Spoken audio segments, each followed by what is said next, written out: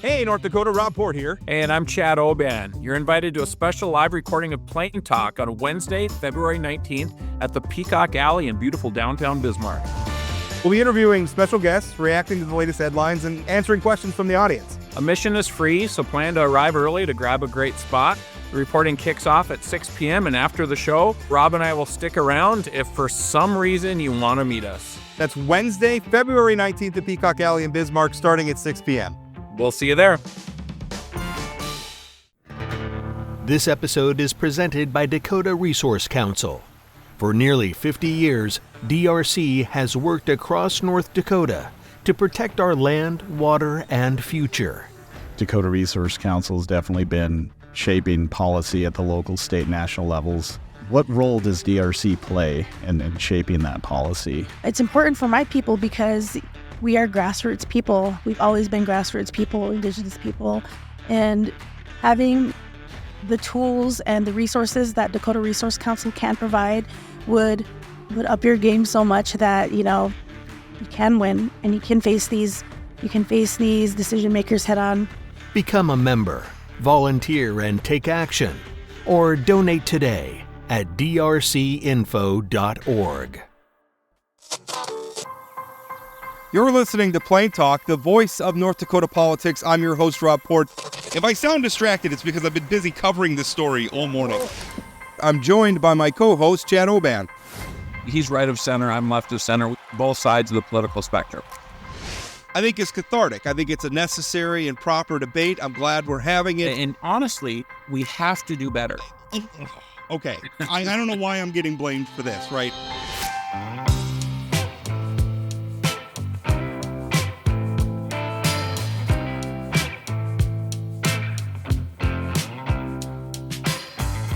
Welcome to Plain Talk. Happy to be with you. And before we get started, we got a big show today. First of all, Erin Oban sitting in, guest hosting for the first time. Erin. Hi. Good morning. Happy to have you on. Chad is not on vacation. I've been to say he is actually working his day job. Although I always like to insinuate that he's on vacation.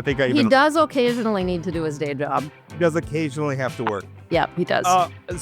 And also we got a busy show. We're about to talk to the Attorney General about the ongoing debate over truth in sentencing legislation. So we'll be talking about that. Also later in the show, we're going to have Governor Kelly Armstrong on. We're starting to see some of these bills come to the House floor. House debate over property taxes got a little feisty yesterday with Representative Ben Koppelman, bringing his bill. That got defeated. Also moving some amendments on the House floor for the governor's bill, which were mostly defeated. The one thing that they did succeed at was taking the income tax portion of the governor's property tax bill out. That was something that it was amended in by committee. The governor didn't request for that to be in there. That was amended in by the committee, was taken out by the House floor. Frankly, I think that's a good thing. If we want to do income taxes, let's do it separate.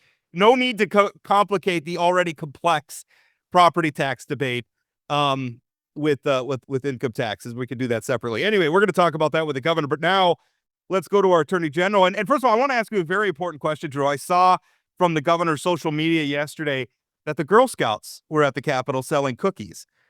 And I saw that the governor had the good taste, he's a man of culture, to stock up on caramel delights. And so I wanted to ask you, what is your favorite first of all, did you get Girl Scout cookies? Did they visit your office? They do every year, not even just legislative sessions. And I did not see them yesterday. I've been in meetings wall to wall, and I'm actually feeling bad. They'll come back though, because they're very persistent. He was hiding out in his office, avoiding the pressure of the Girl Scout sales. I love their cookies. I know. I like the one that I don't even know what it's like a dry kind of cookie, but it's drenched in chocolate. Is it the drizzle over the top of it, and there's chocolate on the bottom, and then it's drizzle over the top, and then it's just sort of a wafer, whatever that one is. So cut like a shortbread, something like that, but with chocolate on it. So they're great. Yeah, they are great. They are fantastic, and I think you can tell a lot about a person by what kind of Girl Scout cookie that they like. Drew likes a dry cookie. I'm frankly a little surprised by that. With chocolate on it. I'm pretty sure that their caramel delight should maybe be a controlled substance. I don't know. Drew, we might want to talk about that legislation in the future. Yeah, But anyway, don't give the legislature ideas because they actually will probably do well, something. okay, yeah, that was a joke. First of all, cookies do not need to be a controlled substance. Let's not give anybody ideas. Drew, you did not come here to talk about cookies. You came here to talk about truth in sentencing. Yeah. Yeah, the most recent development is we got a new fiscal note for it. Yeah. And it's a big one, 269 million. I'm going to assume you don't agree with that. Yeah, let's talk about that right out of the chute. It actually illustrates so well what this now 2-year-long quest has been to get information out of DOCR, to get candid assessments by them of their programs and what they do, all of which is having substantial daylight shed on it, even as we speak, every day. There's more and more. So I'm glad that you mentioned the fiscal note. Anybody who reads our bill casually will understand why right out of the gate, they start with a whopper. Because their quest is to make it seem extravagantly expensive so that people will turn away from the policy objectives. There's no other way to call it. Here's what their first words are. They are in complete disagreement with what the actual bill says. They start off by saying, and these are their words, by the way, this bill removes DOCR's authority to house inmates in transitional facilities. There's no polite way to say it. That is a blatant falsehood. And anybody who's read the bill knows it.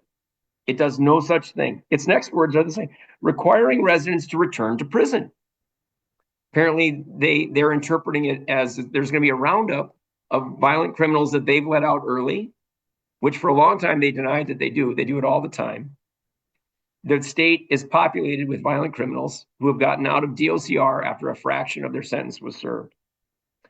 The bill is explicitly only proactive. That second sentence lies about that. It does nothing to transitional facilities except for making sure that people serve an appropriate sentence, the one that the judge gives them, before they go to the transitional facility back in the community. And it gets worse from there. I have now dealt with that as much as I'm going to deal with that. It is not worth the paper that it is written on. And right out of the gate, you can see that. That fiscal note it would be a joke if it weren't a matter of serious public policy debate. I have been going through this now for this material, and we've been looking at this, putting together a proposal for going on 2 years. We've had the input of lawmakers, prosecutors, some retired judges, people that will weigh in on it. And it's interesting. It's a modest proposal.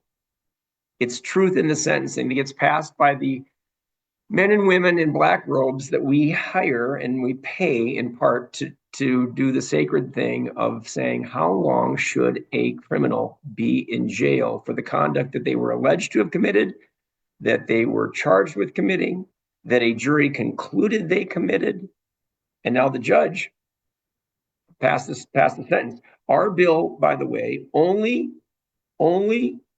attaches to violent crime. It is only violent criminals that it is focusing on, and it says that a violent criminal needs to serve the time that the judge gave them.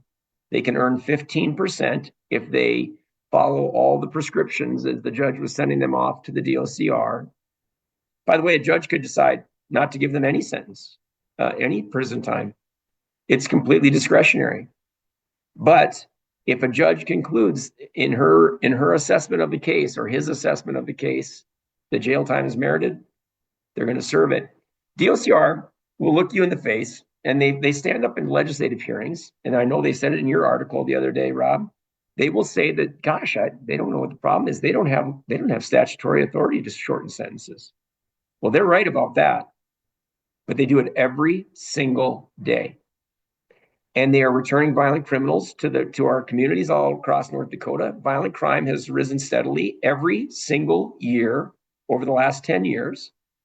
They will deny that and provide you no proof because they can't. Because we compile and publish the crime statistics for North Dakota, and we get them from police departments and sheriff's departments. And unless DOCR is prepared to say that those people are lying to us, violent crime and robbery have gone up every single year for the last 10 years. So they do this repeatedly. And when I point these things out, Rob, I'm going to take issue with you about something. I love your headline in your last column. You say the Attorney General is mired in a grudge match. And I take offense to that. I take offense to it because this is based on the merits or lack of merits of the DOCR arguments and on a long history now of policy enactments that at first they tried to obscure. They do it repeatedly. You just have to look at their statements. They're misleading. They are intentionally attempts to keep the curtain up so that people can't see what's going on at DOCR. And I feel like it's literally my sworn obligation to call these matters out, call them what they are, and not shrink from the debate. Now, we in the middle of this. It's been going on now for several weeks here. I said some weeks ago that this was going to be one of the most interesting policy debates in the legislative session. There are matters there's a bunch of interesting ones, and they're all important. But this one, this morning I got another call for some state's attorneys. And what I'm enjoying about it so much is that daylight drives its own reform. If we've been passionate about anything in my 3 years as Attorney General, it's daylight and shedding light on things and then standing back and being accountable for it. And as I said in the hearing, and as I said with the materials that we put out, the detailed materials about the policy stumble that is the DOCR and the intentional returning of violent criminals into our communities over and over and over and calling it other names. What I've said all along is we stand by those statements. I have yet to have anybody contest those matters in a meaningful way, other than to blandly dismiss them as you let them do 3 times in your column. Do they just say that's not true and they move on? Let me interject, because you object to the idea that this is a grudge match, but you have alleged some very serious things here. You have accused them of blatant falsehood. Yeah. You have said that their fiscal note is not worth the paper it's written on. I stand by that. You're accusing them of lying so that they can release violent criminals back into our communities. The director of the DOCR, Colby Braun, works for Kelly Armstrong, who you say there's no tension with over this. Have you urged the governor to then fire this person who you say is lying to the public? That's for the governor to do. He's inherited Colby Braun, and those I don't presume to tell governors who to employ or not. Well, he inherited a number. He inherited a number of folks in the cabinet, the Attorney General, and he opted to get rid of some of them. I'm not going to meddle in someone else's employment situation. That's up for others to determine. But when you call a question, like when they say right out of the gate, their first words, this bill removes DOCR's authority to house inmates in transitional facilities. That is a patent falsehood. That is patently false. It does no such thing. It just changes the time frame when they can go there. When they say it requires residents to return to prison, that is a blatant mischaracterization. It won't require the return of one prisoner. In fact, you know what I learned this week from someone intimately familiar with our parole board in North Dakota? Our DOCR routinely puts people up for parole, puts it in front of our parole board.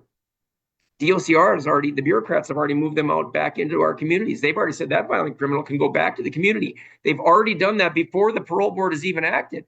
And it gets worse, believe it or not, because if the parole board rules on that and says, no parole for this person, any guesses on what happens to the status? You know the answer, don't you? You know, it doesn't change. They don't go back to the prison. This isn't Drew Wrigley saying this. This is what's happening with the daylight that's being shed on this, and it is all coming home to roost. And people now know that when they look you in the eye and say, well, we can't let people out early, what they really mean is we call it still incarcerated when they go back to your community.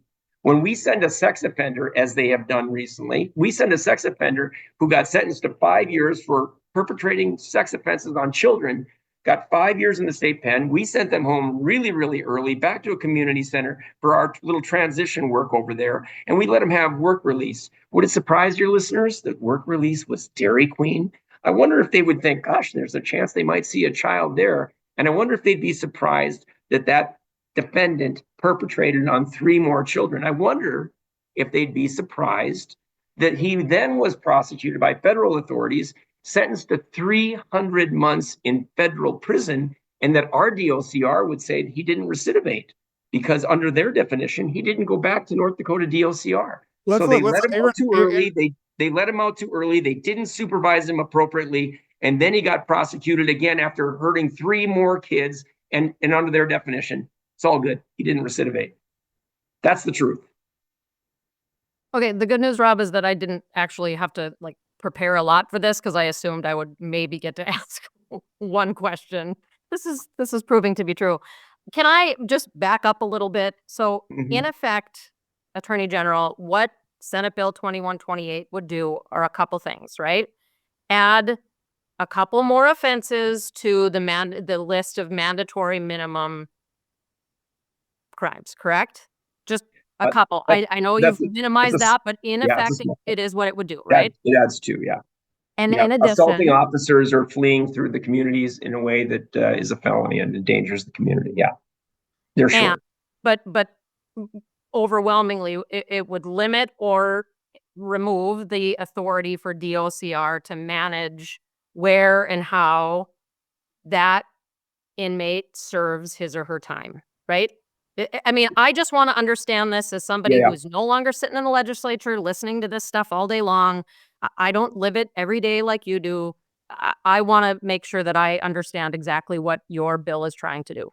Yeah, I think you encapsulate what it says is when a judge says, I'm sentencing you to 5 years in prison for your violent crime, it would say DOCR doesn't get to say, oh, you're still in prison when you're back in the community working at Dairy Queen. And are you equating back in the community as being in a transitional? Oh, yeah, for sure. Or a minimum security correction center. It's not a minimum security. It is a back in the community halfway house dormitory. They don't have bars on the doors. They are not restricted for coming and going.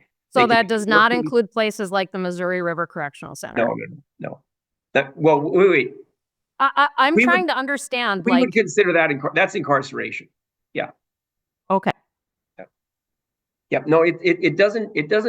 It just says you have to be incarcerated, whether it's more secure out of the DOCR main building here or what you might call a less secure facility, as long as they are incarcerated, but not in a halfway house, not in a community dormitory.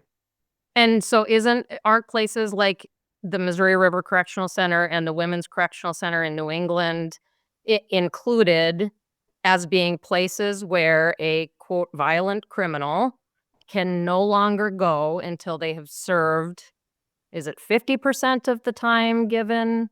But I mean, I'm trying to figure out what is this, because if it does limit that, you're going to run out of space quick and you're going to cost a lot more money.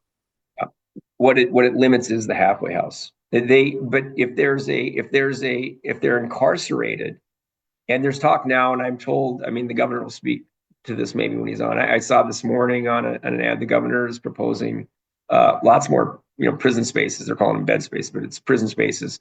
And that security officials will determine what is who deserves who needs a super secure lockup like we have at DOCR itself, the main facility here, versus something that is still there locked up and they are incarcerated and cannot go out into the community and work, but they don't have to. At DC, they can. Pardon me? At Missouri River Correctional Center, they can. So I'm confused about. It would change that aspect of it. Yeah, I mean, as it is right now, nobody's offered any possible solutions. The DOCR has just done what I've tried to make clear in the first part of the show. They've just gone around and completely mischaracterized it, both for the cost and what it does. And they're trying to scare people off it. And what's been nice is we put together these materials. We gave them to several legislators. I'm meeting with several more today. People are calling me now, are really getting engaged on this. I've sent it on to all the state's attorneys. And it's weird. Not one person is, including anybody from DOCR, has come into my office right here and said, here on page 5, here's something that you have wrong. Because I told people, anybody who knows me, I'll do this. I'll own that. You tell me something's wrong on page 5, I'll point it out to the next person I hand that pamphlet to. But they don't. They mischaracterize the bill. They don't offer up any solutions on anything or to concerns that they have about, what about minimum security? What about this? What about that? Work with us a little bit on it. Let's put some light on for you. Not at all. They are in mischaracterization mode. I know that bothers Rob. I don't know what else to call it. When someone says the light is on in that room and it's off, when someone says the light is on in that room and the light is off, I don't know what else to call it. We're all looking at the room. Well, let's focus on it, because I know you disagree with the fiscal note that they've just put on, and we Well, don't you? and I think we can all acknowledge Don't that. you? Well, hold I on. mean, how can you agree with it when it says there's going to be a roundup of prisoners and there's not? I didn't say if I agreed with it or not. Okay. What I'm saying is we're all aware of the phenomenon where death by fiscal note, where someone will inflate the cost of a bill in an attempt to kill it. I don't know that that's what's going on here or not. What they have alleged is that would you at least agree that there's going to be an additional cost to doing this? Because if we're going to keep people in these facilities longer than they are, like you just said, if a light goes on in the room, they got to be somewhere. They're going to take up space. They're going to take up resources. That has a cost. Cells have costs. Health care inside these facilities has costs. Food has costs. Guards have costs. So what is the additional price tag? Because there is one, right? Yeah, I think there'll be some additional price tag. It's not nearly what you're implying. Keep this in mind. You know what the most important piece of data would be? There are like 2 or 3 in these articles you've written recently that they don't have. Miraculously, they just don't have it. Senator Myrdal asked a question at the Senate hearing. Just asked him blandly, well, how many crimes are committed by people who get out earlier than their sentence was supposed to be? Oh, he said, we don't know. I don't know. We don't keep that data. It's interesting. Every time they get to a data point that would actually shed some light on the efficacy of their programming, they just don't keep it. So she asked him next, well, when can we get it? I mean, that's pretty important, right? How many crimes are being committed? And he said, well, I think he said like 10 years. They would compile it like over 10 years, not 10 minutes. Nobody believes, by the way, just talking to people behind the scenes who heard that, nobody believes they don't already have the information or that it wouldn't be easy for them to get. And if they can't get it easily and they don't have it, what an abdication of responsibility. Because one of the cost things here, folks, is going to be the cost offset of crimes that will not be committed by people who recidivate at high levels, and you won't have a victim. That's the most important.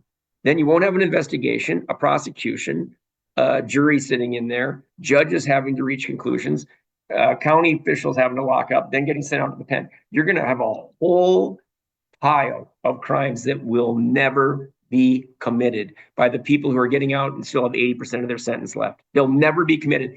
DOCR will tell you 40%, 40 something, I may be off by 1 or 2. 40 some percent of the people at their DOCR facility are there because they recidivate. And they got a nice chart on their website. Again, this isn't me arguing this. As you read the fine print, it's like them providing it and nobody's noticing. Their recidivism is you committed another crime within 3 years and got returned to DOCR. The example I gave you, if you get out and you get convicted and sent to federal prison, not a recidivist. If you go back to Cass County, kick the crap out of somebody at a gas station and get sent to jail for 10 months, not a recidivist. I don't think there's any question that there's a problem that recidivism rate that they have is limited. It doesn't tell the full story. We could talk about why that is. Working with statistics over the years, it can be hard to get when you're dealing with multi-jurisdictional issues. Sometimes it's hard to gather data across lines. But how do we know that people who serve 85% of their sentence, as your bill calls for, how do we know that they won't recidivate? Do you have the recidivation rate? I mean, you're saying that these crimes wouldn't be committed, but we know a lot of people who go to jail, even if they serve their full sentence, they can still come out and commit crime. Most of the people who go in jail, it's not like we're disappearing them forever. Just about everybody who goes to prison, even if they serve their full term, are getting out again. What's their recidivism rate?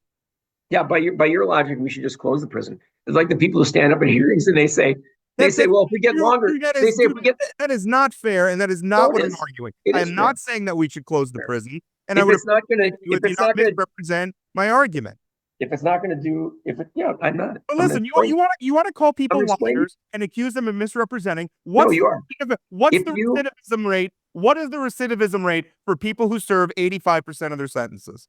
I know that it's 0 between the 20% where they get out typically here and the 85%. And now what the recidivism rate would be on the other side of that, I don't know, but you've saved yourself an enormous pile of crimes being committed by violent criminals getting out early just by incapacitating them. Now, DOCR will tell you. Aren't you assuming that it's saving an enormous amount of crimes? I mean, you don't have that data any more or less than anybody else does. You are assuming, which is fine. You can do that, but Well, I don't know how you wouldn't assume that if they're, by their own statistics, the people that get out are returned to prison at a 40% recidivism rate. They just don't tell you the number of crimes they've committed. They're telling you almost half, by their narrow definition, are coming back because they recidivated. That's them saying it, not me. That's them. In other states that have implemented something similar, truth in sentencing legislation, have we seen a reduction in recidivism rates? It's different everywhere you look. It's really, that's been one of the eye-opening things for me, is recidivism in every state is what they call it. And there are relief valves out of that or not, depending on the state. Our legislation has relief valves, as I think it should. It still has, the governors still have clemency power. And then the parole board still has parole power, but it defines it as you got to serve 50% of that. So, I mean, there's still, it's different in every state as you go around. It's really very difficult. I don't even know. How do we know then that, I mean, if the goal of this is to address the recidivism problem, then how do we know that implementing this, which is going to have a price tag, even if it's not what the DOCR says it is, you're going to be asking the taxpayers to put more people in jail, that's going to, or keep more people in jail. Keep them, and it's going to cost more money. So how do we know it's going to reduce recidivism? Like I said, by definition, that people are locked away. I mean, there's a couple of things. You're right. Reforming the criminal is one of the objectives, for sure. So is punishment, and so is public safety that comes from putting dangerous people in jail. And again, our bill doesn't make a judge put them in jail for, aggravated assault or rape or what have you. What it says is, if a judge, in her or his wisdom, in looking at the compendium, the entirety of that person's criminal history, that what they did, the whole thing, what they did in this act and everything else, if the judge concludes that they're going to, society needs to be protected with a 5-year sentence, the judge, who's accountable to all the people on this podcast and everybody listening, is going to pass that penalty.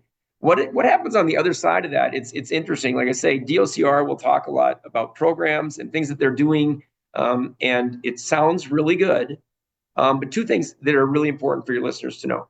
One, I stood in the hearing there, as I've done for the last 2 years, and just kind of put up my hands and said, I'm ready for it. Give me your information. We're curious. I'll share it with everybody that I'm sharing this other information with.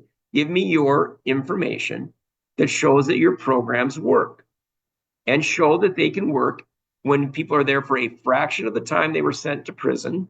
And just give us any information, anything, any data, any charts, graphs, anything. Colby Braun stood up 15 minutes after I was talking and said nothing. 2 weeks. I said, 2 years I've been criticizing them on this. Still don't have any of that information. It doesn't exist. And part of it, here's the other thing. When they talk about their programs as a way for them to look like, hey, it doesn't look good, we've got all these great programs. My chief deputy even went out there for a tour and was told about all the great drug, alcohol, mental health, all the treatment stuff, all the options, all the things that are available. Interestingly, though, when we start this bill saying people are going to have to stay there longer, one could logically conclude, oh, well, good. Longer time for drug treatment, alcohol treatment, antisocial behavior treatment, what have you. Instead, they start saying things out loud to reporters and others like, there won't be any treatment. If they do this bill, there won't be any treatment. We aren't going to be able to have any socialization back to society. All that goes away with this bill. Really interesting. All of a sudden, they'll say or do anything, and it's right here in writing, Rob. It's all over these columns. They say these things that are demonstrably false, even by comparison to their other statements about what a great job they're doing out of the prison with people. So to ask me, I don't know. I don't know what recidivism will look like at the end of 85% of a violent crime sentence served, but I know this. They will have been, on average, they'll be there about 60% of more time than they're serving now. That'll be more time for drugs treatment, more time for alcohol treatment, more time for mental health treatment, and more time to make an assessment. Geez, you know what? I don't want to come back here. I don't want to be back in prison. So I want to ask one. Actually, Yeah. we actually have we're out of time. which I hate to say because they have the governor waiting on the other side of this. So, and obviously there's some questions here that we need to ask him as well. Drew, I do really appreciate you coming on. I appreciate it too, because I think you're addressing the seriousness of the topic by giving us a forum to discuss it, and it's to be continued, because I continue to believe this is one of the more interesting debates going on, because it goes to the heart of what we do around here. It's about transparency, accountability, and an actual assessment of matters. And so I genuinely appreciate the opportunity to come on and discuss a matter of this importance. Thank you. This episode is presented by Dakota Resource Council. For nearly 50 years, DRC has worked across North Dakota to protect our land, water, and future. Dakota Resource Council has definitely been shaping policy at the local, state, national levels. What role does DRC play in shaping that policy? The industry is talking to people one at a time, and what DRC does is organize local groups and listen to people, and our voices are heard. Become a member, volunteer and take action, or donate today at drcinfo.org. Welcome back to Plain Talk. We just finished up an interview with the Attorney General. Now, I should note, this is kind of one of those happy accidents where I didn't plan on having the Attorney General and the Governor on. The Attorney General asked to come on. The Governor asked to come on. The Attorney General wanted to talk about his truth in sentencing bill. The Governor wanted to talk about property taxes. I thought these are two great things to talk about because they're two very important debates happening at the legislature. But it's hard to ignore. In the previous interview, you heard the Attorney General, Drew Wrigley, say some things about the Department of Corrections. He accused them of blatant falsehoods. He said that their fiscal note that they just represented on the truth in sentencing bill is not worth the paper it is written on. It would be a joke if it weren't a matter of a serious policy debate. He said their goal is to make it extravagantly expensive so that people turn away from the bill, and also called their approach to, basically corrections at this point an abdication of responsibility. Now, Kelly, I wanted to ask you about that, and we're going to get into your property tax bill. The House debate over property taxes got a little feisty yesterday, so that'll be interesting. But I wanted to ask you about this because the Attorney General's talking about a cabinet member. Colby Braun is a carryover from Governor Burgum's cabinet. The Attorney General is basically accusing him of some pretty serious things here. What do you make of that? What is your confidence in Mr. Braun? I have total confidence in Colby. I think they do a good job. They've been on prioritization since 2023. DOC, it's tough. There's a reason we introduced, or we're working to try and find more DOCR jail space. But I try and not make things personal. I try and not do that. I think it is a policy discussion. I think everything old is new again. Shouldn't shock you guys that maybe a former defense attorney and a prosecutor might not agree on all of this stuff, but I haven't looked at the fiscal note. I will look at it. My team will look at it, but turns out when you're going to lock a bunch of people up for more period of time, it's expensive, Rob. That's the reality of the situation. And we're a long ways towards the end of the session. And hopefully by the end, we'll either have policy that makes sense, or we'll have to deal with how that works its way through the system. I'm sorry, Erin. Erin and I are still working on our back and forth. So, Erin, I didn't know if you. Not just back and forth, but it's also coming out of, the Attorney General might call it a conversation. I would consider it more of a filibuster. There wasn't a lot of conversation. You can tell he's very frustrated. And I guess I just hope that maybe some cooler heads will prevail. And I know that based on the number of years I worked with the governor when he was then Senator Armstrong, he's got a pretty cool head about him. And I anticipate that this will all work out, I hope, in terms of what's best for the policy, and that it is not personal. It's not about personalities. And there's a lot of that at play right now. Well, I spent my entire first 10 years of my life in courtrooms with prosecutors and cops and judges who I disagreed with a lot. And still could go out and have a cheeseburger with them or whatever. But I've also spent my entire adult life in this policy space. So when we get closer to where this looks like whatever the final version of this is, I will utilize my staff, but I will also go through it. It's not the only thing going on in my life right now. We had property tax yesterday. Obviously, Superintendent Baszler broke last week. We have the Fargo-Moorhead Chamber, rural economic development. We're having a lot of fun, and there's a lot of positive things going on. And there's no doubt that the Attorney General is very passionate about this issue. Let's talk property taxes, because that was on the House floor yesterday. First, Representative Nathy's bill, which carries some of your idea. Obviously, as he said when he was on the show last week, as you have also indicated, that bill is the result of a lot of different people putting ideas on the table and amalgamating them together. I guess we call it kind of your plan because you're the governor. But that bill was on the floor. There were some attempted amendments, an amendment that the committee put in with about $50 million in income tax reduction, basically eliminating the bottom tax bracket for income taxes. That was stripped out, which frankly, from my perspective, I think that's a good thing. I don't know that we need to confuse the property tax debate with income tax debate. But the other thing is there are other amendments put in by Representative Koppelman, who, had some different things he wanted to put in your bill, and then he had his own bill, which got defeated later in the day. Things got a little feisty. Are you happy with the way this debate's proceeding, though? Yeah, I'm happy people are talking about it. Do I like all the amendments that came on? No, I think the trying to give some flexibility in the caps is a worthy goal.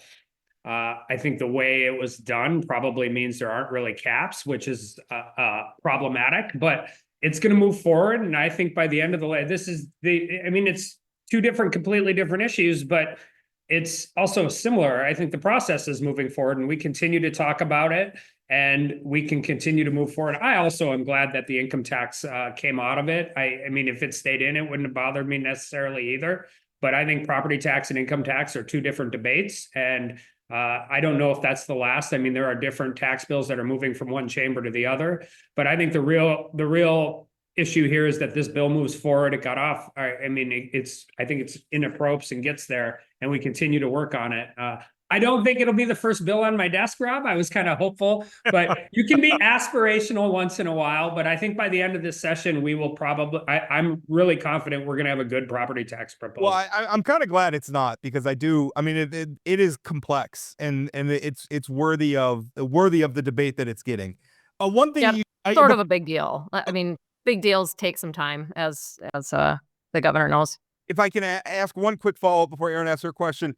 You said that some of the amendments were done probably means they're on a cap. What changes are you talking about? Because one would allow voters to basically do away with the cap for 10 years at a time if they approve it. And then I think the other, that's the one. Okay. Yeah. I mean, if you're allowing local political subs to put it on the ballot every election, and it waives the cap for 10 years, I'm not really sure how you have a cap.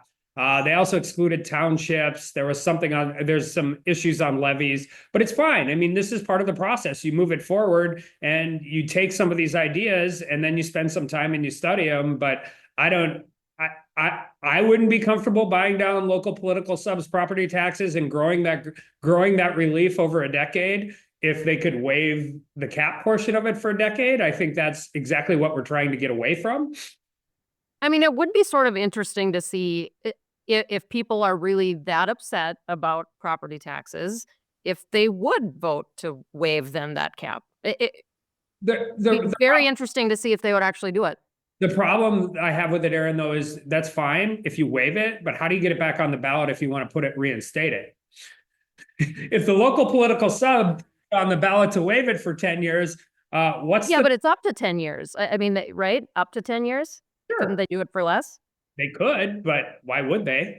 Well, I don't know, because you'd hope people would be responsive. If you're a locally elected official, you'd hope you'd be responsive to what you're hearing from your community. But I agree with that sentiment, but I would also say past performance is probably the best predictive measure of future results. I think we are where we're at in this debate right now, because there's been a lot of local officials who have not paid attention to how people feel about their property tax bills. Yeah, I think that may be, I mean, as somebody who thinks that's a problem, I also think a little bit that might be, I mean, I don't know if flippant or harsh is the right word, but I mean, they're trying to do what, I mean, any car with lights on it is more expensive than it was 10 years ago. I mean, you don't want your local governments to be completely utilitarian. I think, and I've said this a lot, I don't know if I've said it on this, I think the problem in this debate is the conversation has always revolved around the relationship between state government and local government. And I don't think we've spent enough time focusing on the conversation between government and taxpayers. And I think if we can start reframing that way, we're in a better spot. Well, I also feel like and I'm not entirely sure how we completely got here. There's probably not one finger to point, but we're living at a time where people want lots of things and don't want to pay for it. And if you want things in your community, guess what? It's not free. And it's not. Also, we're living at a time where most people have seen increases in their values of their houses. And we've seen economic growth, and North Dakota's been on a pretty dang good 20-year run. And so, I mean, how we do it, how we calculate it, I mean, people are seeing that. But it's still, I mean, we all know people who are, a retired city worker, a retired teacher. The fact that their house has doubled in value doesn't change that they're still on a fixed income. And, Agreed. If your house has doubled in value in the last 6 years, I don't care whatever community you're in, your services haven't doubled in 6 years. Sure. Well, there's a reason why in the income tax world we don't tax unrealized gains. We don't levy a tax until you realize the gains. But if you tax the increase in my property's value, that's not additional wealth that I have. That wealth on paper, I don't have it in my bank account. So if you're taxing me on it, it creates a problem. So I think For sure. But that is one thing that Representative Koppelman brought up. Is his approach is essentially it buys out a percentage. It's all based on a percentage. Yours is based on a dollar amount credit that over time, you have a formula basically that it increases over time with the legacy fund. His argument is and when he was on this show as well, his argument is the percentage is better than the credit. Can you address that? Because when Leader LaFleur kind of stood up and ended the floor debate, right? That's kind of their tradition. When the leader stands up, nobody speaks after. They don't always adhere to it, but supposedly that's what's supposed to happen. I just never talked after Erin talked. That was my. Oh yeah, okay. Wow, buttering up the interviewers. Leader LaFleur, he made a sustainability argument. He said he's on your bill because he feels that's a sustainable approach. Is that the argument that the credit is more sustainable? I appreciate anybody advocating for my approach. I would make it a little different. I would say the people who need it the most get the most relief the quickest, and the people who pay the most get the most relief over time. There are not a lot of places in politics you get to do that. Right? You're making decisions on, anybody over a certain income bracket still pays income taxes. Anybody under an income tax bracket doesn't pay taxes. I like this approach because the people who desperately need it the most get it first. But the people who pay the most will end up getting the most relief over time as that legacy fund grows. So I think it ends up doing it. I think it's just two different ways to attack a problem. We were very cognizant of trying to deliver the relief to the people who can't afford the increase, what we were just talking about, the fixed income and that, but also recognizing that if you pay more, you will get more relief. It'll just take a little longer. So I have heard you talk for years about kind of your take on taxes, that they should be low and broad-based. Is that a fair kind of characterization? Yeah. I was most interested to see that your proposal had a path to zero, because that is not in line with what your stance on taxes typically is. And we're in a great position where, boy, that legacy fund and all of the commodity prices that are helping with that, but that's not a forever thing either. No, but it's earnings on the legacy fund. Well, but still, it's taking people down to zero. Yeah, and I think part of that is I started campaigning a year ago talking about income taxes. Turns out I got an earful from a lot of North Dakotans from one end of the state to the other, big communities and small communities. And, when you have a legacy fund, and one of the debates in this that has been a little frustrating, and partially because of some of the places it comes from, is I'm really, really protective of the legacy fund, and particularly the legacy fund principle. But as we're going to continue to utilize this to invest and have the growth, I think delivering relief to North Dakota citizens that they can actually see protects the legacy fund, because we're using the bottom stream. We're using the bottom stream of the earnings, and we're not taking it. And we're also making it so that eventually you don't have that forever general fund expenditure. But I was just surprised that your relief took it down to zero, that your path was to zero. I was just surprised by that. I think part of that is we are creatures of our constituency. And I think any politician, I used to say in DC, if you forget who you work for, which is the North Dakota citizens, you're going to have problems in DC, but you're going to have more problems at home. This is the issue people care about. I feel very comfortable in saying this is the number one spending issue, and far and away the biggest issue I heard on the campaign trail for over a year. So we have a path to do it. We can do it responsibly, and I think we should. It is I mean, what Erin's bringing up is a concern of mine as well, in that I think people should feel their government, right? And when government gets bigger, they should feel that. And I worry about disconnect. I think a lot of the problems in Washington, D.C. are and I'm preaching to the choir with you, Kelly, who just got done working out there, but it feels like a lot of it is there's a disconnect between what our federal government costs and what Americans pay for it. And we're essentially, we Congress delivers what the people want, which is a lot of government programs in different ways, and we can have a debate. We all have our different preferences for which programs we like and which we don't. But Congress delivers them, and then we finance it with budget deficits. Now, obviously, we can't do that in North Dakota. We have a balanced budget law in North Dakota, but I think it is a valid concern about disconnecting people from the cost of their government, and that is sort of the argument. Now, ultimately, I agree with your path to zero. I don't think that principle has to apply to everything, and we have to tax everybody in every way possible, but it is a valid concern, I guess. Well, I would give two things on that. One, I don't disagree, and I think by the way, I think there are people that talk about maybe it shouldn't be to zero, maybe it should be 75%, maybe it should be 80%. I would say two things. One is good and one is bad. Go watch how many people show up at a local budget meeting now, a local county budget meeting now. Any county in North Dakota, nobody shows up.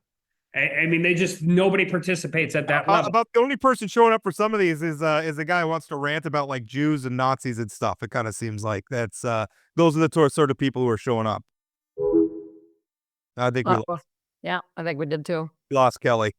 Well, I would suggest that it's not any different at the state level. I mean, you're not getting a bunch of casual citizens, everyday citizens going to the Capitol to testify on the property tax bill. They should. I wish they would. And you're getting it on the 10 Commandments. You're getting it on the book bans. You're getting it on, those kind of bills, but not on.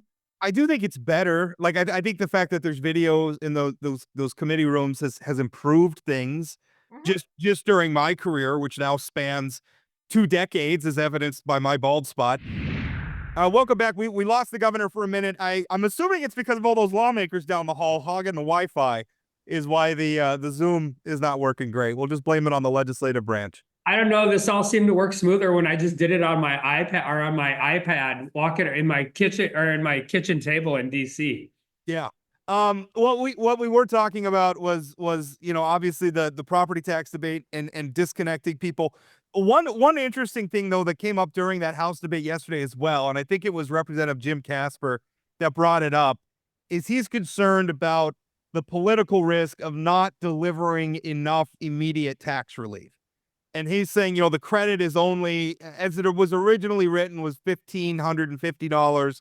I think it was cut down to $1,440 with the income tax. And I guess I don't know if removing the income tax amendment puts your credit number back up to $1,550. But anyway, his argument was it's not enough. So if North Dakotans aren't seeing enough immediate relief on their tax, this bill does nothing, and we're going to end up with another measure 4. Do you view that as a risk? 3 out of 4 houses would get this relief. 1 out of 3 would pay no taxes in the next biennium. That sounds That's fairly relief. fairly fast. Huh? That sounds fairly fast. I'm not scared of another measure 4. I don't think we should legislate being scared of initiated measures. I think we should legislate based on what measure 4 brought to the discussion. There are a lot of people that voted no on measure 4 that Rob, Erin, that probably aren't going to vote no again if a measure comes. But that's, I mean, we still have to do something that is responsible and durable. And I think this does both of those things. So, you know, ag groups as we go through this session, are going to want to talk about it. I think, you know, the business community would like to see something, but one of the reasons we stayed in the primary residence is because if you deliver it across the entire property tax spectrum, you aren't delivering enough for people to notice. You know, $300 on a commercial building isn't there, but that's why the caps are important, because otherwise you could end up shifting that burden to other areas when you're doing it. And then the other reason is the one you hear the most of is people in their houses. And the argument that going to zero, it doesn't have people have skin in the game, which is what you hear down here. It's one of those buzzwords, is valid. But I don't know where we're at in the editing after I got cut off, but nobody goes to the budget meetings at the local municipal subs anyway. But also, you are still closest to your local government. Like if you're not having good law enforcement, if you're not having good garbage removal, if you're not having those types of things in a municipality, you have access to those elected officials. I mean, we have a really accessible legislature, but you still have more access at that level. So I think if you are going to go down in this space, this is a pretty good place to do it. Do you? Yeah, I agree. I think also I like the political risk of not being enough. I don't know. I mean, even though, you know, a $1,500 credit or 14, whatever it ends up being, even though that doesn't eliminate my property tax bill, it might be the first time well, I shouldn't say that. My property tax bill actually went down a little bit last year. But I mean, for a lot of people, it's going to be the first time in a long time that their bill went down. And I think even seeing that with the promise of more, I think is going to be a profound impact politically. Well, and the reform piece of this, and by the way, that has been, we haven't talked about it a lot on this, but that's been the bigger piece. I mean, the $500 for the primary residential credit last year was great until it was backfilled at $497. And so the reform piece on the other end, the relief will grow faster than the property tax budget will grow. So you'll see more relief in 2 years than you did this year, provided the legacy fund earnings continue to make a profit. So the only thing I've heard as the reform piece is the cap, right? Yeah. Are you trying to come up with any other potential solutions? Maybe not in this session, but moving forward. It's not like you have a 2-year term and you're out. But I mean, it probably shouldn't be the only thing. Any other creative things you're thinking about? But we got to do the first thing first. I agree. I agree. And I think the one thing we're going to have to figure out, and we recognize this when we do this, is nobody's getting taxed. Well, Ray's probably not a good example because it grew significantly, or the oil patch, but I always say Animus. Like nobody's getting taxed out of their house in Animus, right? So it's the small political subs where a 3% cap could be like $700. We have to have some real conversation about that. And then I think there are a lot of different ways in which we do that. I think one of the relief that's just going to continue to come over time is as the Common Schools Trust Fund grows, we have the ability to continue to utilize that and take some of that burden for K through 12 off of the local shares. But no, I'm always interested in figuring out how we can fund government better and more efficiently. And I think that's one of the conversations. But so the other side of this is there's people who think the cap should be lower, or we should include specials in it. And I'm like, at some point in time, we can't have the state government making every decision for Fargo or Bismarck or Mandan or Mott. And so I think this is a good place to start. And I think one of the things is it'll probably change the dynamic a little bit. Instead of being told, we can't do this, we can't do this, we can't do this, we'll have our local political subs who are our friends and our partners in this experiment of governing the state of North Dakota come here and saying, okay, this is why it didn't work for us. We have to work on something. But it changes the dynamic.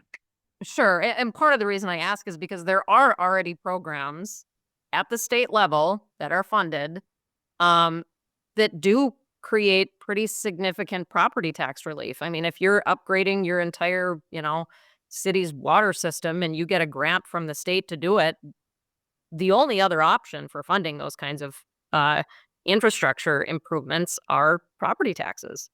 Yeah, and I think, and by the way, I think in rural North Dakota, this is a longer term conversation. I'm not sure how it affects the tax burden, but a lot of these smaller rural communities have real significant sewer, wastewater. Yeah, it has to be. I mean, as you know, I just left rural development, and the number of communities who will wait on the list at the state for a grant versus come to rural development for a low interest loan, then increasing their costs because they're waiting longer in hopes that they'll get free money from the state. I mean, at the same time that those programs could very well be cut from the federal government entirely. Well, I mean, and the other answer, and we had a really interesting conversation about water the other day. A lot of the problem in the smaller communities is cost share. It's easy for Bismarck, Fargo, Minot, Grand Forks, Dickinson, Watford, Williston to do the cost share. It's a lot harder to do the cost share in Oaks. And so one of the reasons this was interesting is because we have the water buckets, so you don't, and part of the cost share conversation, I think, ends up being you have to have certain legislators vote against their own parochial interest, because the smaller the community, the lower the cost. I mean, if we could do this right. So I think some of those conversations will continue to move forward. It was a good conversation in the water bucket, because that water bucket's not competing with Fargo and not competing with Bismarck. So you don't have to convince Bismarck legislators to vote against their own self-interest or their own parochial interest in order to lower the cost share for a smaller community. Well, it's a fascinating debate, and it's a complex debate. And again, I'm glad we're having it. And I think the governor's plan is going to continue to advance. We'll see what happens to it. I am worried a little bit about the 10-year exemption or allowing them to go to the voters over and over again. I think sometimes we see how that works with bonds, where they just keep going to the voters and holding elections at odd times sometimes. The cap, I said at the beginning at your State of the State, the cap is the linchpin to this whole thing. Because if we don't have the cap and spending increases, property taxes outpace the growth of the credits that you're implementing, then we've accomplished nothing. Worse than nothing. We've spent a whole bunch of state dollars and people are as frustrated as ever. And you got two former state senators on here who have been down this road before, and we've done that. And it wasn't because we didn't think we were delivering relief. I mean, Erin, when we bought the 20 mills social services, we thought we were delivering relief. Of course. Yep. Same thing with the K-12 funding formula. We did. And part of the reason we haven't is a good reason. Houses are worth more money. Communities are growing. Those are all fascinating things.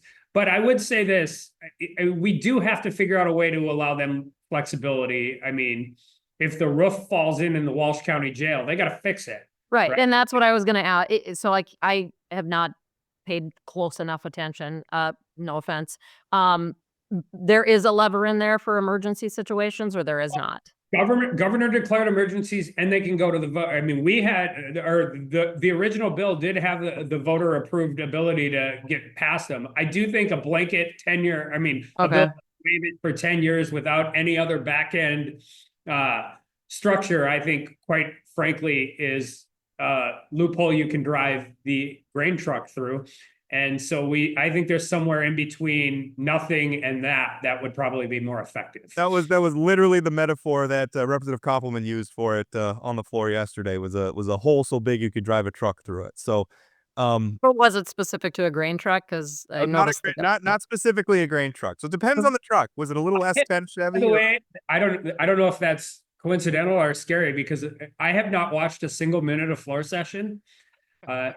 As an ex-legislator, now current executive, it would just give me FOMO in a real meaningful way. So I allow them to do their work, and we will engage on issues as they ask for our help, or we really feel that we bring something to that conversation. Governor, thanks for your time. Thanks. Nice to see you, Governor. You too, Erin. Hey friends, we've got a new way for you to participate in the show. You can now call us or text us with your questions, comments, or anything you want us to discuss on Plain Talk.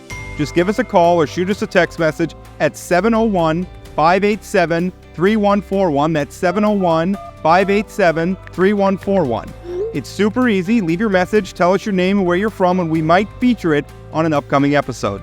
Thanks for listening to Plain Talk. Now let's get back to today's episode. Well, that was an eventful show, and not just because we had a little technical difficulty with the governor in the middle of it, where we lost him for a little bit and we brought him back for the conversation. So apologize for that. I'm going to blame the Wi-Fi at the Capitol. Yeah, and he blamed me, which is we should call new IT director Corey Mock. I was going to take an opportunity to maybe take a shot at Corey Mock, but why not? You beat me to it. Yeah, that's what we do, is we just roast everybody. Which we haven't done to Chad as much as we should. Maybe we can close with that. He's on vacation, so we'll let him relax. So he's not on vacation, he's working. But he just wants to be talked about, which is happening. So I can't help myself. So the Attorney General, I just, something's got to give in that debate, and I don't know what it is, because the Attorney General is insisting that the DOCR is lying to us and is releasing all these dangerous people, and I'm assuming he thinks the motivation is just that there's, a bunch of pie in the sky, I don't know, reformists or liberals or something who aren't seeing the reality, the impact of their policies. I don't know that I perceive the problem in our state as being as severe, acute as he makes it out to be. And I don't think that they're lying. I think they just have a different perspective on this. Yeah. And it is always easy to assume the worst intentions of somebody who doesn't agree with you, like who just has a different perspective. And, I regret that we didn't have a chance to have more of a dialogue, like a back and forth, because that's not what that was. I wanted to understand the Attorney General's approach to this. Because if that was his approach throughout the last 2 years, which I don't know if it was or not, it doesn't make it easy to work with somebody if that is the approach you're going with. It's the whole honey versus vinegar thing. If that is how building coalitions and building some sort of consensus on. I don't know that that's the approach he's interested in. I admit I have a bias in all this. I worked for 10 years with my father, and we did criminal defense work. It was a big part of it. He was a former cop. After he got done being a cop, he was a private investigator, and we worked for the defense. And so I have done work that has kept people out of jail, rightfully kept innocent people out of jail. I have seen how the deck is stacked against people who are accused in the criminal justice system. I have seen also what incarceration does to somebody. We had a case one time where a gentleman was accused of a homicide and spent 2 years in jail, pre-conviction, just while his case was adjudicated. He did not have a lot of money. We were appointed to work with the public defender, and he couldn't afford bail. He couldn't afford to get himself out of jail. He spent 2 years and then was acquitted. But that 2 years in jail changed him. So these are serious things. Going to jail, even for a short amount of time, life-changing. And I think we sometimes forget it is the easy thing to do, I think, for the public to say, throw the book at them, because the people who end up in jail, almost all of them are guilty, right? We make mistakes, but almost all of them are guilty, and they've really done bad things. And I understand the public's desire for retribution. I get that. I think what we don't think about enough is eventually these people do get out. And I think what the Attorney General would tell us is nothing he's proposing is standing in the way of treatment or anything like that. The folks at DOCR say differently. I personally have been proud of a lot of the things that we've been doing in North Dakota in terms of being more focused on treatment, more focused on getting people the sort of skills and putting them in a position so that when they do get out, that they're in a position to not recommit crimes, that they're going to have skills, they're going to have treatment, they're going to have medication, and they're going to be in a position to contribute and not commit more crimes. And get their families back, get whatever the situation is. That's what I think is a little bit missing in the conversation. And I think sometimes then you get accused of being soft on crime and, not wanting people to serve time as a response to something they did that was illegal. They broke the law. But I also think when you remove completely the human element of everything, it- not all manslaughter is the same. So that's what I wanted to ask him. Does it treat all people convicted of manslaughter exactly the same? Because when you just call everything a violent crime, well, yes, there are absolutely victims, and those victims deserve to be, um, to have the person who committed that crime against them to serve their time. Not all of those people are the same. They're not. I would argue that even if you're talking about equivalent crimes, not all the inmates are the same because some of them respond to rehabilitation efforts better than others. Some cooperate, some get more skills, some get the treatment that they need, and it works. Some it doesn't.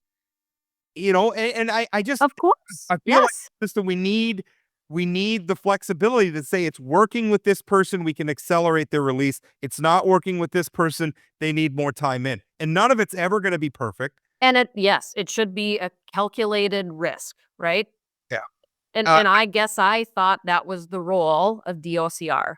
And if that's not all working out the way it should, it doesn't mean you can't make some tweaks and adjustments that would prevent the more violent offenders from. Um, I just think this eliminates that ability to also be responsive to. but there is a rock and a hard place here. I mean, For sure. if the attorney general is correct and that the head of DOCR and his staff are perpetrating falsehoods on the public and false legislature, and they're lying and they're releasing violent people into our communities, and it's contributing to a rise in crime in our state, then they should be fired. Sure. On the other hand, the governor who is no dummy in this area of public policy, who, as he said, has spent 10 years as a criminal defense attorney, to this day is an attorney. He says he has total confidence in his head of DOCR. So that's Yeah, those are, and then for the attorney general to characterize, just being wildly offended that it's being perceived that there's some sort of being at odds with each other. I'm sorry, but you all like. I'm not making this up. I'm not. I've also seen I've seen with my own eyes and listened with my own ears him characterize somebody who describes himself, in this case the governor, as being smart on crime, as being cute. Like I don't know how you bring people together to find a reasonable solution to a problem you say exists, when that is the approach to Well, the problem. democracy is hard. It is. And if you come to it from with the thinking, and I don't know. I mean, to the attorney general's credit, I mean, he has agreed to certain amendments to the bills. He has modified some things, so it's not like he's just completely saying my way or the highway. But I mean, if you come to this process thinking that the other side has to give in, and if they don't, they're a bunch of liars and everything else, I just don't think you're doing it right. I just don't. And I just can't help but go back to what it was like being in those chairs in the Senate and listening, to the information you're provided at a hearing. If it feels like there was no genuine effort to really collectively work together on something, and again, I have no idea what that was like for the last 2 years, but if this is where all the grievances are being aired, it makes it a hell of a lot harder to make a decision on how to vote when there's only a green or a red button. Let's pivot and talk about property taxes. I perceive the biggest risk because the legislature's tried property. I mean, you served there, as did Kelly did. We've done a lot of stuff. We certainly have a lot of ongoing quote unquote property tax relief it's like 26% of the general fund now. We're spending a lot of money trying to keep property taxes low. It's not working. I think the biggest risk of what's going on in the legislature right now is they are going to water the cap down to the point where the whole property tax bill is ineffectual. I think that's the biggest risk. I am very, very worried about that. You really think that that it will be watered down to that point? Because I'm not sure that they're willing to put that much money into another credit if they're. Yeah. Well, in which case, I think what happens is we get something, it's ineffectual, and then we end up with something coming on a ballot measure, and who knows what that'll be? Maybe it'll be great. Our lived experiences, the proposals have not been so great, but the electorate may be upset to the point where they vote for something that's not great because they don't perceive the legislature as doing anything. And not just that, but I also, as somebody who lives with the person who took on the position of chairing the coalition and raising a ton of money and spending a lot of his outside of the office time trying to defeat that last measure, people like Chad are tired. Like that's a lot of work to do, and you can't keep doing the same thing in that regard over and over again either.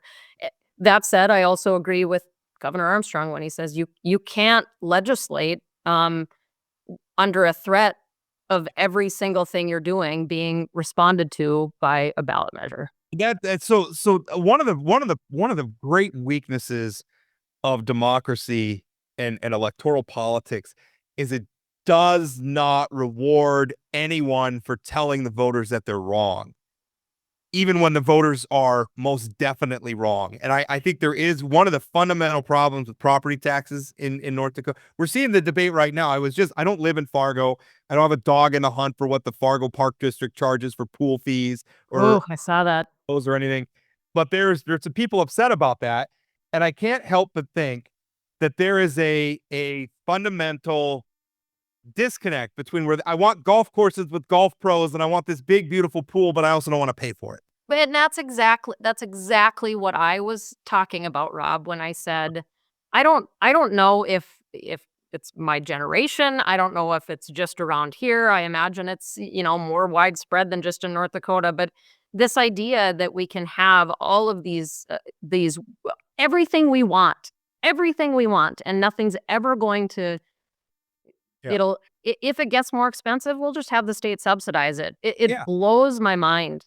I don't want the legislature drilling down and deciding how many pickleball courts Wapaton's going to have, which, by the way, I used as an example in a column. And then I had somebody from Wapaton message me and say, what do you know about the pickleball courts? You're always speaking directly to someone, aren't you, Rob? And I'm like, I don't know anything. I was just made that up. I don't know anything. He's like, well, there's a big thing about pickleball courts here. And I'm like, man, I got so much on my plate. I don't even want to know what's going on with the pickleball courts in Wapaton. All I know is that cannot be an issue that we're debating in the legislature. We have to allow local autonomy. And the thing is the voters locally, they have to have a cost-benefit analysis. If you want the pickleball courts, your property tax bill, the park district levy is probably going to go up, or there's going to be a user fee somewhere. You're going to have to pay for them. And all of this at a time when it also feels like people are maybe less engaged in like the civic and political process. I mean, if you want more pickleball courts, then you go and talk to your park board, right? I mean, you pay for them. Right? You figure out a way. Like, there's got to be a fee. But those are the folks who make the decision. And I'm also very good friends with somebody who serves on the local park board. There's very rarely folks coming to those meetings and advocating for either what they want more of or to pay less because they don't.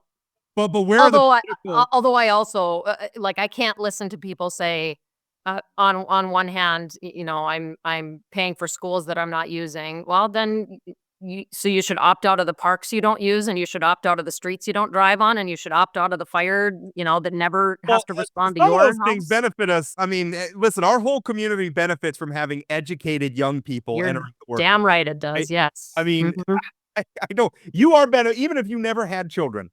Yes. Benefiting from that when you go to the retirement home, and hopefully the nurse who's taking care of you is a qualified person who got a good education. And you drive across the bridge, and the engineer who, helped make sure it was designed appropriately, and the construction crew who built it. Yep.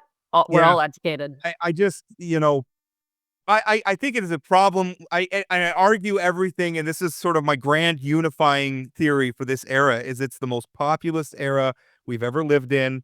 Social media and the internet's a big part of it, and I know what I'm saying, that I owe my career to those things. I wouldn't have been on anybody's radar if I didn't have social media and blogging and everything to get started. But it has made it the most populous time era ever. And there is no reward right now for being the person to stand up and say, no, I'm sorry, you're all wrong. Like, you're all hopped up about this and you're all angry and you got your We the People shirts on and you're hooting and hollering. And it doesn't remove the immutable reality that you got to pay for the things you get.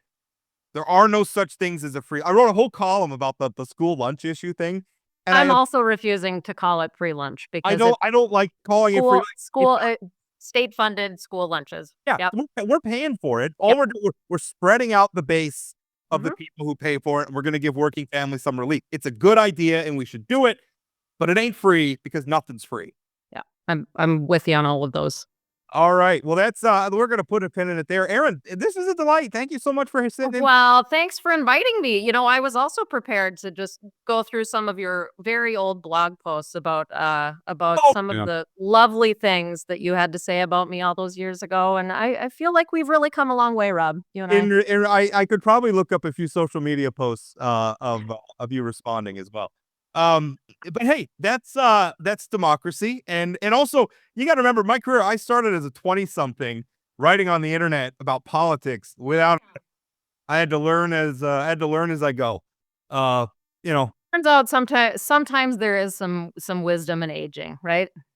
Yep, that's right. Hey, by the way, Erin will be sitting in, not sitting in, but will be a part of our live show coming up next week on the 19th. We have one more recorded show, and then the show after that is going to be a live show. Erin's going to be part of it. Of course, our other frequent co-host, Jessica Bell, J Bell, yes, will be a part of it. We're gonna have love, to yes.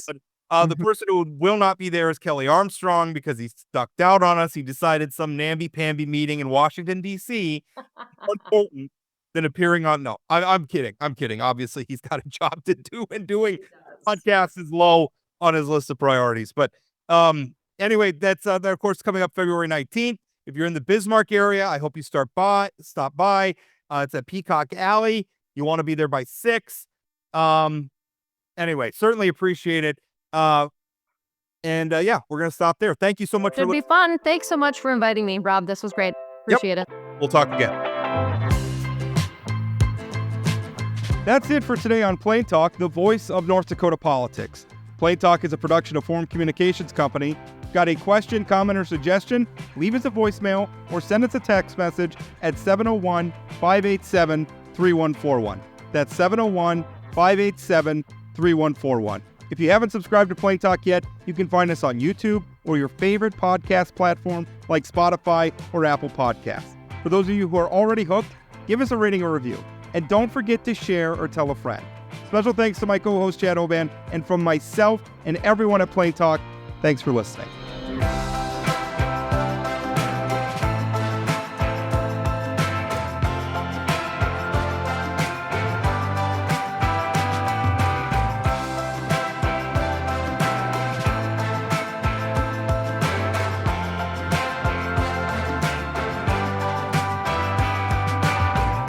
You can tell a lot about a person by what kind of Girl Scout cookie that they like. Drew likes a dry cookie. I'm frankly a little surprised by that.